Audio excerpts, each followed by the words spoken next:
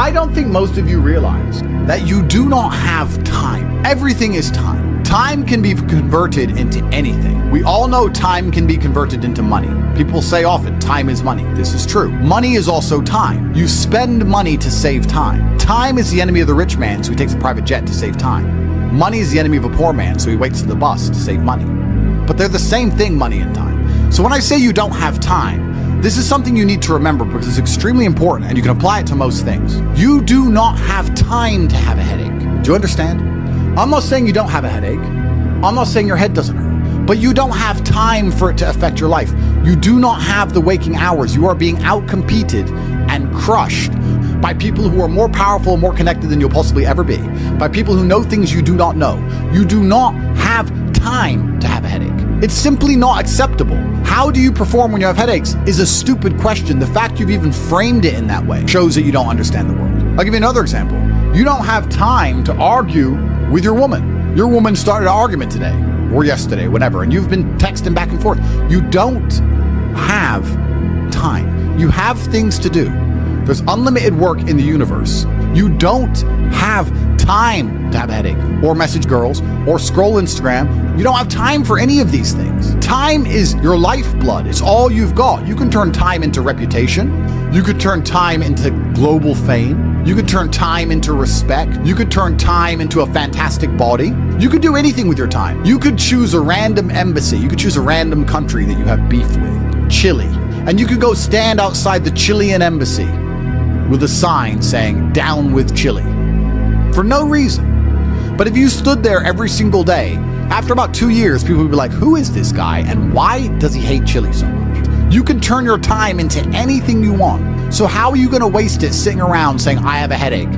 Boo boo, I have a headache. But the question is framed incorrectly. If I have a headache, I don't care. And one of the main reasons I don't care is because my enemy doesn't care. You know, when I got injured when I was training for fights, my coach would often say to me, is your enemy going to hit you less or show you mercy because of this injury? If you say, okay, we're about to fight, but halfway through the training camp, I hurt my foot, so, take it easy. No, he's going to try and destroy me anyway. So if he doesn't care, why do I care? And why does my coach care? Nobody cares. The people who are trying to steal your woman, and trust me, everyone is.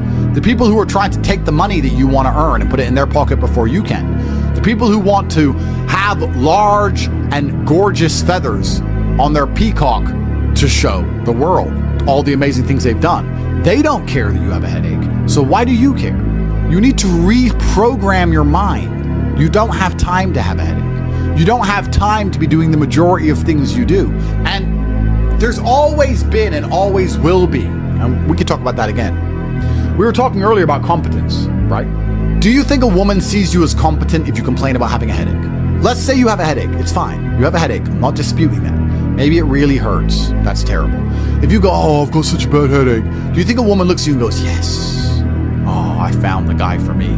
She may not say anything. She may say, oh, do you want a pill? But really, deep down, this guy's a dickhead. I mean, if you got hit in the head with a hammer or shot in the face, fine. But why do you have a headache? From what? Scrolling TikTok. A lot of you deserve the failure you endure. The universe is very giving.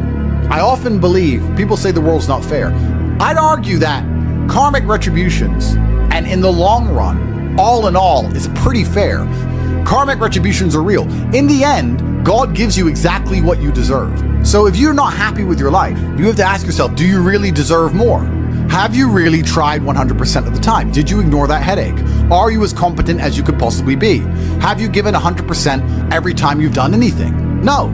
You deserve what you have. You deserve your mediocrity because you're an average person. You want a Lambo and these women and a boat and whatever else you want because you see it on Instagram, but wanting something and deserving something are very different things. If you truly deserved it, you'd be working for it in a way that ensures it would be given to you by the universe.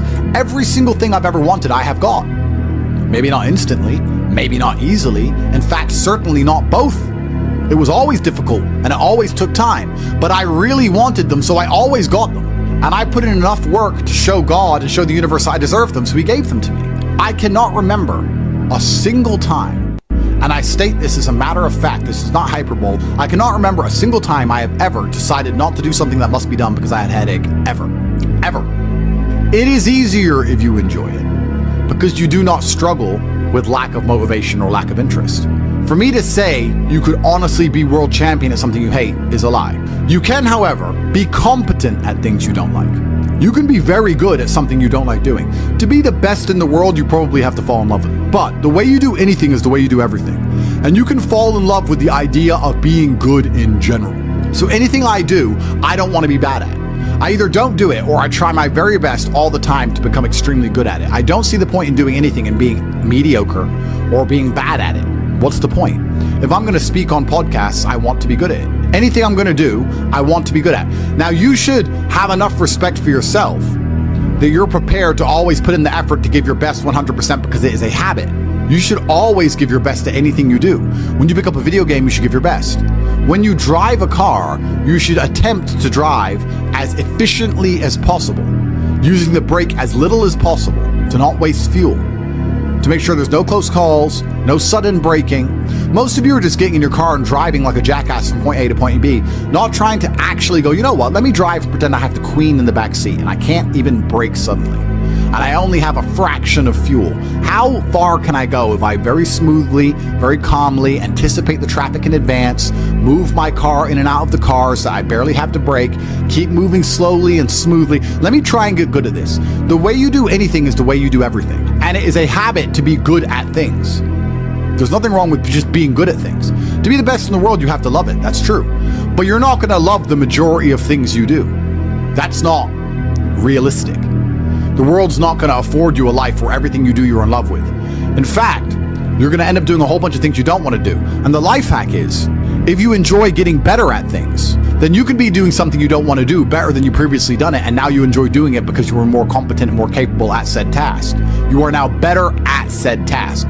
Every single thing I approach with vigor because I like being good at things. And that's not because I'm arrogant. That's because I have enough respect for myself, and more importantly, I have enough respect for the people I love to know that I need to be good at things.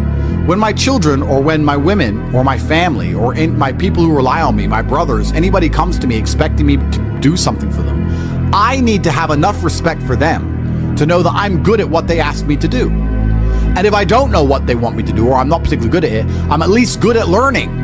You can become good at learning so that you learn things faster. Good at concentrating. Good at taking a scenario seriously. These are all basic life skills that go along with bravery. That's going to put you in a competitive bracket amongst the masculine realm which exists today, because most people can't even focus. Most people can't even focus or try hard at anything. So to answer the question, can you become world champion without loving boxing? No, you can't become the best in the world. However, you can become very good at it because you can have enough discipline to ensure that you go to training, and you can make sure that you're the kind of person who, if you're going to go to training, you're going to try your best. Guys, you're going to go to training for an hour. Whether you try hard or don't try hard, you're going to spend an hour in the boxing gym. There is no reason to not try. That is a learned habit. And what you often find with people who need to be motivated into things, because they're not disciplined enough to do things and not disciplined enough to do things properly, they'll go and say, I went to boxing training, as if that's all that it's about. It's not about going to the training. It's about trying hard in the training. It's about giving it your all. It's about dedicating yourself. You're going to give an hour up anyway. There's no reason to not try. Most people go through their entire adult life without trying 100% hardly ever.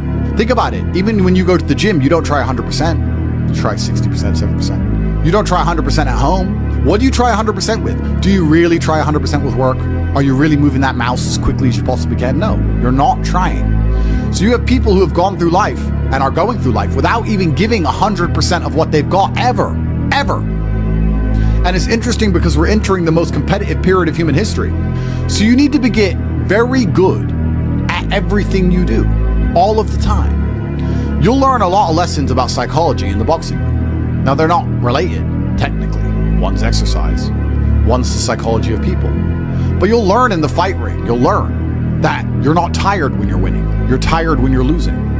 That once you start to win, you get to find unlimited energy from the universe from somewhere, and you just continue to push forward, no matter how hard it is. Winning is easy. It's trying to turn it around when you're losing that is difficult. You take this lesson from boxing and you apply it to everything else in life. You apply it to money and say, once I start to make money, I know I will have endless motivation to keep making money. It's just hard to make money in the first place. It's hard to get over that hurdle, but once I get going, it's easy. It's a positive reinforcement loop. It's a spiral upwards into infinity. It's a tornado that takes you to the promised land. So to have that unique psychological conclusion, that unique psychological input, you had to become good at boxing. So it's very important that you're good at everything you do, all of the time. Don't do it if you're not going to try. But you don't want people to learn bad habits. But it's a bad habit to coast. It's a bad habit to spend time and waste it. It's a bad habit to go, I tried, I went, I didn't give it my all, but at least I went. You see this kind of cope online all the time. Yeah, at least I went. It's going that matters. That's not true. It's trying that matters. So you see this kind of cope. Yeah, well, I didn't feel like going to the gym, but I went and just had a light session. Why? You went anyway. So why did you have a light session? If you're gonna go, do it. If you're gonna do it right. There's no point in half doing anything. You may as well have not done it at all. So this idea you can coast through things, this idea you can lazily try or pretend to try or just showing up counts, I dispute all of that absolutely. You give 100% of your heart, soul, and vigor to anything you do, and it becomes a habit so that it's all you know how to do. Before you know it, you're driving a car trying to do it as well as possible. And you're having a conversation trying to be as clear and compendious and concise as possible. And you're trying to make money as much as possible, as efficiently as possible.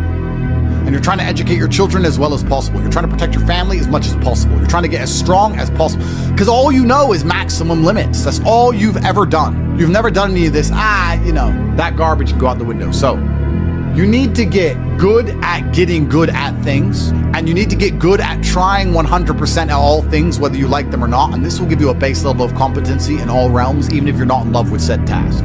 Success is like being pregnant. Everyone says congratulations, but nobody knows how many times you get fucked. Absolutely. But that's the beauty of success, right? Because all the times you get fucked teach you the lessons you need to be successful in the first place. You would never be successful without getting screwed over. And also, you wouldn't be happy with your success without getting screwed over. The reason you appreciate that woman who's so good to you, who you trust with all your heart, who's loyal to you, is because that other woman cheated on you. If you had never seen a terrible, narcissistic, cheating woman, you wouldn't appreciate a good, kind-hearted one. There is no light without dark. So it's very important that you go through these bad things, one, to learn lessons, but two, to learn gratitude and appreciation for things once you have them. It's extremely important. Every time something bad happens to you, you need to say thank you to God. Thank you, God, for giving me this difficult time, for me to learn lessons, and for me to have more appreciation for my fantastic life in the future. That's how you should approach life. And especially success is exactly the same way. The lessons you'll learn failing along the way will ensure that when you get to the top, you can keep it. It's difficult to think of a scenario where being brave would be a negative mindset for you to be able to tap into, because bravery affords new options you haven't previously considered.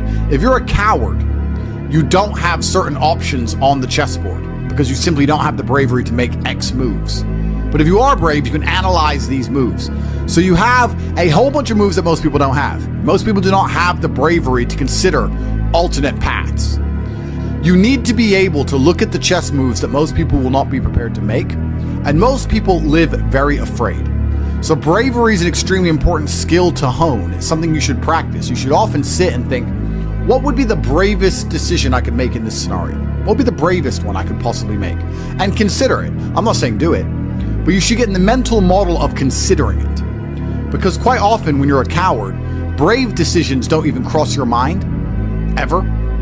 They don't even cross your psyche. They're not even something that's interesting to you. You haven't trained your mind to consider them. So you need to train your mind to consider bravery, because bravery is something that is going to universally apply throughout your life. It doesn't matter if you're rich, it doesn't matter if you're poor, it doesn't matter if you're in Thailand, it doesn't matter if you're in Peru. Having the option to be extremely brave and consider the options which are afforded only to a brave person is going to be something which is always going to benefit you. So it's very important that you consider and think about bravery as a whole, something I want you to hone. This life is sales. Convincing a woman to love you is sales. Work is sales. Life is sales. So fantastic thing to learn. Boxing, once again, fantastic thing to learn. It's very good. Your body and mind are connected. You cannot have a strong mind without having a strong body. Fantastic. Who should you be before you become rich? Well, money is an amplifier. Money's not going to change who you are. It's going to amplify who you are. If you're a good person, it'll make you a very good person. If you're a bad person, it'll make you a very bad person. If you're a weak person, it'll make you very weak and cowardly and scared. If you're a strong person, it'll make you very brave. Money amplifies. So you actually kind of have to hope that you don't get rich too early before you've struggled enough, because men are built on the back of struggle. You have to go through pain and terrible things as a man and struggle constantly to be a good man. No man who has not struggled is a good man or good at being a man. But don't worry, I think God has a plan for you. You should be trying your absolute best to get rich all of the time. You should be struggling and working as hard as possible. And all of those lessons that will come with all the suffering and the difficulty will be amplified by the time you're a multimillionaire and you'll become the best version of yourself. That's how you become a top G. Wake up every day and be prepared to give 100% focus to all of the things you do. That's all you have to worry about. It's kind of like, if you worry about the work, the results come, the results are easy. Guys, money is easy. Money is easy. Women are easy. The life you want is easy. All you have to do is fall in love with the work. If you fall in love with the work, fall in love with being good at doing your work, getting it done, never missing a day. Because the easiest way to make sure you never miss a lucky day is to try every single day. Lucky days exist, and you're never gonna know if you have a lucky day or not unless you try every single day. Then you're never gonna miss any lucky days, and you're gonna pull it off. And you're gonna realize it wasn't actually that difficult. All it took was consistency and constant effort. Never being lazy and doing everything I'm supposed to do properly. When you tolerate something, you're admitting you deserve it. You're gonna get exactly what you deserve in life. From women, from masculine friendship, financially, respect on the street, luck. You get the luck you deserve. If you try your very best in all things and you pray and you're really thankful to God and you say thank you all the time, you start to become very lucky. Lucky things start to happen. You get the luck you deserve when you try. It's truly remarkable. When a woman looks at you and goes, he can do anything he says he's going to do, that's when you become instantly attractive. Competence is extremely important. That's the masculine world. And peacocking built this world. Don't let losers and brokies sit and say to you, oh, all our graves are the same, it doesn't matter. No, it does matter.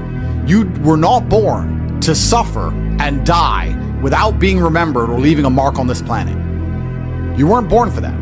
You were born to do something great and to be remembered. You were born to leave offspring, which are so fantastic, raised in your image, that you, by proxy, are discussed into eternity. Your bloodline becomes synonymous with competence and capability. That's why you were born. The reason the male peacock shows its feathers is to say, look what I have. There is nothing wrong with that. That's what built the modern world. All of the explorers who risked their lives on the 7 seas did it to say, look what I did. The most beautiful buildings around you, the cathedrals, all these things that were built by men saying, look what we have done. We have done something other people cannot do. Flexing, in and of itself, is not a stupid idea. It's actually a biological norm amongst men. Don't be confused. You don't want to flex asininities. You want to flex capabilities. You want to flex competence. You want to flex, look what I can do, which others cannot do. And respect often lies on the other side of fear. If there's a decision that everybody's afraid to do, but you do it, that is what's going to get you respected by your peers. But masculine brotherhood has been the basis of keeping you accountable. It's very easy for you to become the best version of yourself if all the men around you are pushing you all of the time. And they're ensuring that they are being their best selves, which is constantly pushing and striving towards successes. This is what you're supposed to do. You always have. This is why even boxers, although they fight alone, they train as part of a camp with other boxers. You're always pushing yourself all of the time. That's the primary objective of masculinity, is to leave your mark on the world. And it's easiest to do that if you have brothers behind you who are pushing you to be your best self. I don't know how to keep that fire going. What should I do? This is a really interesting question, actually, because it amazes me that so many people in the world still today, even though we have instant access via social media to the truly successful, believe anything they've done matters.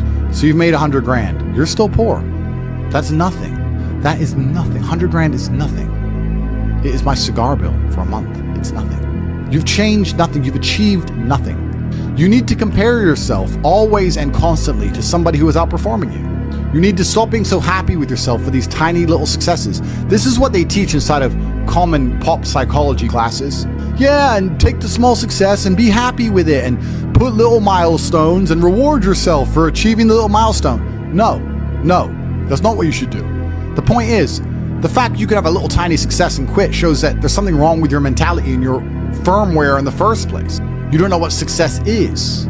I don't consider myself successful. So how can you consider yourself successful enough to not work? All I do is work. I work 7 days a week, 18 hours a day, every single day, never missed a day, headache or not, ever. So I don't understand this mindset. And you see a lot of people do it, right? They'll say, oh yeah, I had a really great week and I made some money and now I'm in Costa Rica. You're never going to win that way. People often say to the extremely wealthy people, why do you work all the time? All you do is work. If I was as rich as you, I'd just go on holidays. Not understanding that the kind of person who goes on holidays when they have money is not the kind of person who becomes truly rich. The kind of people who become truly rich are the people who work every day no matter what, which is why all of the people who are truly rich are workaholics, because it's the only way to really get there. You can get to a certain point once you're a trillionaire, you're Jeff Bezos or whatever, that you can take some days off. I'm not saying that, but the point I'm making is you need to fall in love with being happy with yourself for how hard you've dedicated yourself to a task. That needs to be more satisfying to you than relaxing. Relaxing is probably the most boring thing you can possibly say for me to do. Say, Andrew, do you want to go relax? I say, what do I do? Stare at a wall? That sounds terrible. Nothing is worse than relaxing. I don't want to relax. I want to work. That's all I want to do is work. Because if I work and I achieve things, I feel good inside. I got something done. I feel good. I feel happy. If I just relax, nothing's been achieved, so I don't see the point of it. It doesn't even relax me. In fact, it makes me very anxious. So then I feel more stressed than if I was just doing the work in the first place, which is why relaxing is impossible for me. And he said, well, it sounds like you have an anxiety disorder.